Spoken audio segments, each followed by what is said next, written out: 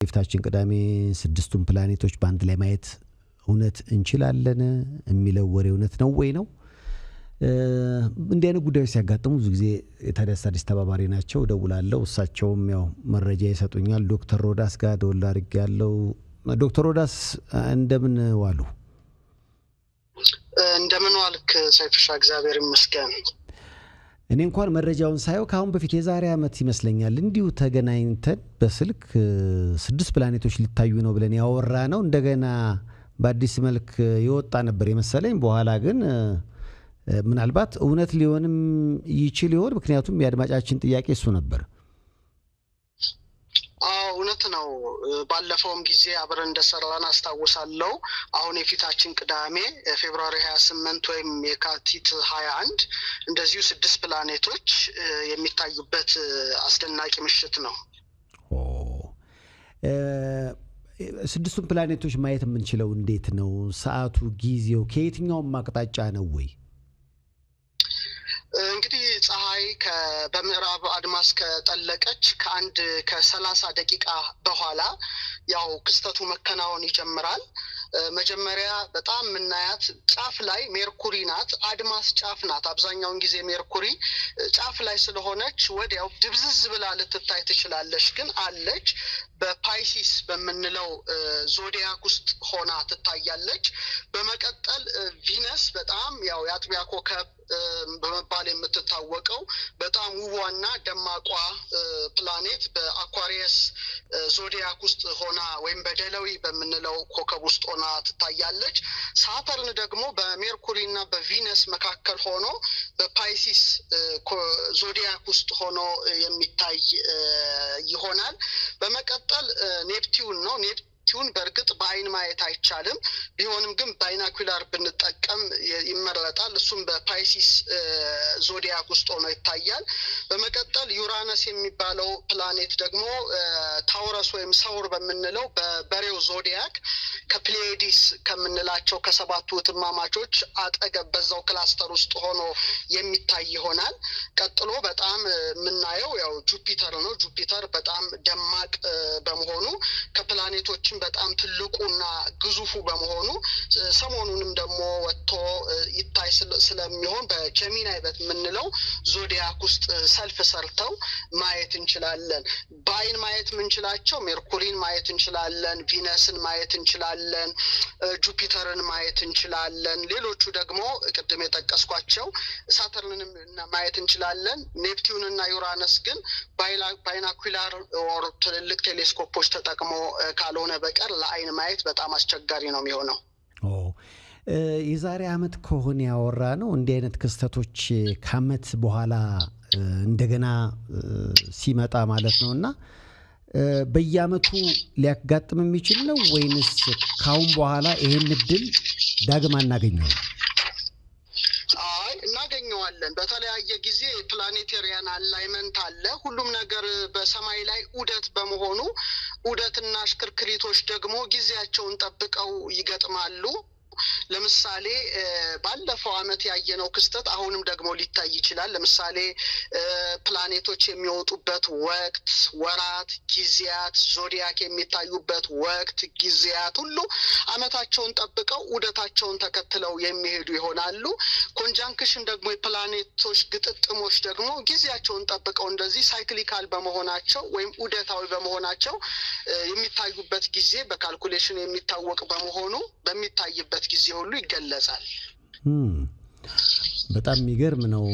ስለዚህ ስድስቱ ፕላኔቶች የፊታችን ቅዳሜ አድማጫችን በጠየቀው መሰረት በትክክል ነው መመልከት ማየት ይቻላል የሚለው መረጃ በእርግጠኝነት ሊነገር ይችላል ማለት ነው። በትክክል ባለፈው አመት በርግጥ ዝግጅት አዘጋጅተን ነበረ። አንድሮሜዳ፣ ኢትዮጵያ ስፔስ ሳይንስ ሶሳይቲ እና የኢትዮጵያ ስፔስ ሳይንስ ኤንድ ቴክኖሎጂ ጂኦስፓሻል ኢንስቲትዩት አብረን በመሆን በዘንድሮ ግን ገና አልተዘጋጀንም። ቢሆንም ግን ቴሌስኮፖች ካሉ በበለጠ መልኩ የጁፒተርን 4 ጨረቃዎች አዮ፣ ካሊስቶ፣ አይሮፓና ጋኒሜድን ማየት ይቻላል። ሳተርንን ከነሙሉ ቀለበቷ ማየት ይቻላል። ቪነስንም ከነሙሉ ውበቷ ማየት ይቻላል። ስለዚህ ሴሌስትሮን ቴሌስኮፕ ያላቸው ደግሞ በደንብ አድርገው ከነውሳጣዊ ክስተቱ ጭምር ማየት ይችላሉ። ቴሌስኮፕ የሌላቸው ደግሞ ደግሞ በሰማይ ላይ ሰልፍ ሰርተው ደምቀው የሚታዩት ከዋክብት ሳይሆኑ ፕላኔቶች መሆናቸውን መረዳት ይጠበቅባቸዋል። ያው እንግዲህ ሙሉ መረጃ ስለነገርከን ዶክተር ከልብ ነው የማመሰግነው። በዚህ አጋጣሚ ትላንትና ጀግናው አትሌት መሰረት ደፋር ጋር ለቅሶ ለመድረስ ሄጄ ነበረ ዶክተር እና በጣም አመስግናለች። አንድ ታሪክ ነግራይ ነበርና እናቷ በጣም በጠና በታመሙበት ጊዜ መተጸልይላቸው ነበረ። አንድ ተአምረኛ ጸበልም እንዲሁ ከውጭ የመጣ እንደውም ተሳይ ሁሉ ብላት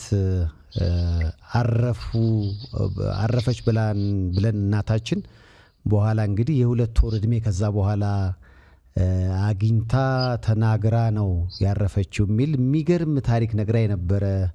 ምናልባት ያው የስነ ከዋክብቱ ላይ ጉዳይ ብቻ ስለምናወራ በዚህም በሃይማኖቱም ረገድ በተለይ ያደረከው ነገር እሷ በጣም አመስግንልኝ ስላለች ነው ዶክተር።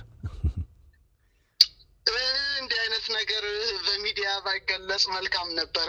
ይህ ግን ካነሳኸው ያው የእግዚአብሔር ቸርነትና ድንቅ ስራ ነው። በተለይ ፖርት ሳይድ አሁንም ግብጽ የሚሄዱ ሰዎች እንደው ሁሌ አይተዋት ቢመጡ የምመኘው የፖርት ሳይድ የአባ ብሾይ ቤተክርስቲያን ውስጥ ያለችው የቅድስት ድንግል ማርያም ስዕል አለች። ለ36 ዓመታት ያለማቋረጥ የተቀደሰ ወዝ ታፈልቃለች። ይሁን በመጽሐፍ ቅዱስ ላይ ለምሳሌ ከአለት ላይ ውሃ እንደፈለቀ በተመሳሳይ መልኩ ከቅዱሳት ስዕላት ላይ ታላላቅ ተአምራት ይደረጋልና የፖርት ሳይድ የተቀደሰ ወዝ የምታወጣ በኮፕቲክ ቤተክርስቲያን በይፋ ተአምሯ የታወጀላት ናት። ከመላው ዓለም እዛ ቤተክርስቲያን ይሄዳሉ፣ የተቀደሰ ዘይቷን ይቀበላሉና እኔም ጀግናው አትሌት እሷም በመሰረት በእውነት ደፋር በአትሌቲክስ ወይም በኦሎምፒክ አደባባይ ቅድስት ድንግል ማርያምን ስዕል ከልቧ ላይ አውጥታ የመሰከረች በመሆኗ እናቷ ኦልሬዲ የካንሰር የመጨረሻ ደረጃ ላይ ደርሰው ወደ ቤት የገቡበት ጊዜ ነበረ የጠራችኝ። በእርግጥ ባየኋቸው ጊዜ በጣም ከባድ ነበረ። እንግዲህ ቅድስት ድንግል ማርያም በቃል ኪዳኗ እንድትፈውሳቸው በመማፀን የተቀደሰ ወዟን ተቀቡ፣ ቀባናቸው፣ ጠጣናቸው፣ ፎቶም አንስታቸው ነበረና ኦልሬዲ እንግዲህ ተሳይ ያልኳት ምንድነው ስላት እንግዲህ እናቴ ያለችበትን ቤት አውቃ እኛን ተናግራ ብታርፍ በቃ ይሄን ብቻ ነው የምመኘው ነበር ያለችን። እንግዲህ እግዚአብሔር ያውቃል ብለን እመቤታችን የተቀደሰ ወዝ ያለበትን ቅብ ቀብቻቸው ወደ ቤት ተመለስኩ እና በነጋታው እብጠቱ ሁሉ ጠፍቶ ኦልሬዲ ሞተዋል የተባሉት እናት እንግዲህ ድጋሚ ህይወት ዘርተው ተነስተው ተንቀሳቅሰው ቤተሰቦቻቸውን ሁሉ አውቀው 2 ወር ከቆዩ በኋላ ልክ በዛው በ2 ወር ቀላቱን ጠብቆ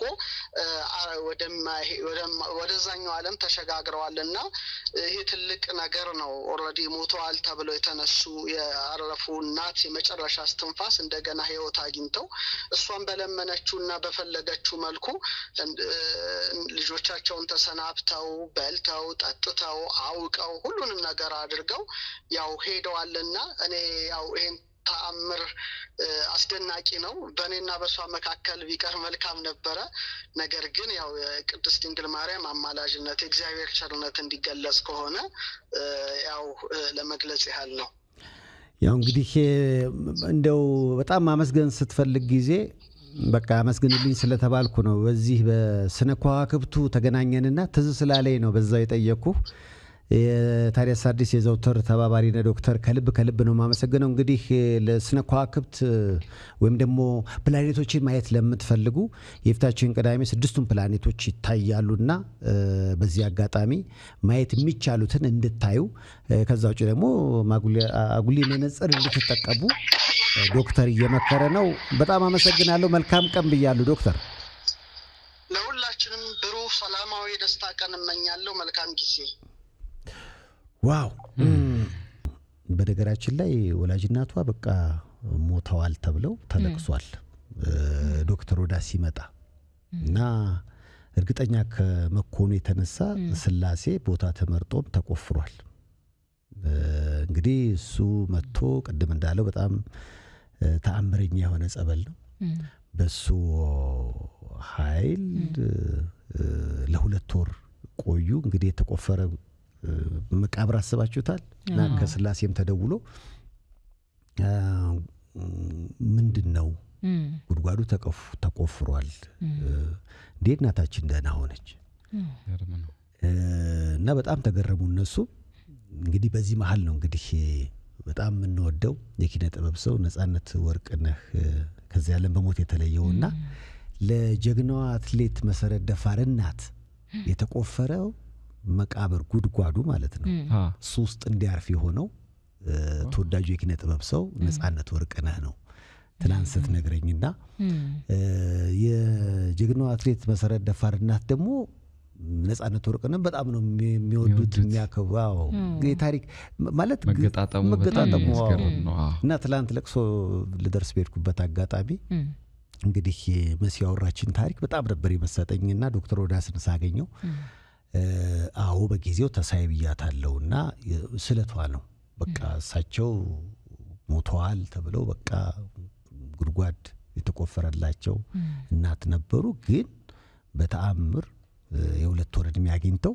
ልጆቻቸውን አጫውተው ነው ከዚህ ዓለም በሞት የተለዩትና ለሳቸው በተዘጋጀው እንግዲህ መቃብር ደግሞ ነጻነት ወርቅነህ ማረፉን ስሰማ ገረመኝና እንግዲህ ቅድም ያነሳውበት ነገር እሱን ነው በጣም ያስገርም መገጣጠሙ በጣም ያስገርም ታሪክ ነው እንግዲህ ለመሲም ግን በዚሁ አጋጣሚ መጽናናትን እንመኛለን ከዳግም ሐዘን ይሰውራችሁ ብለናል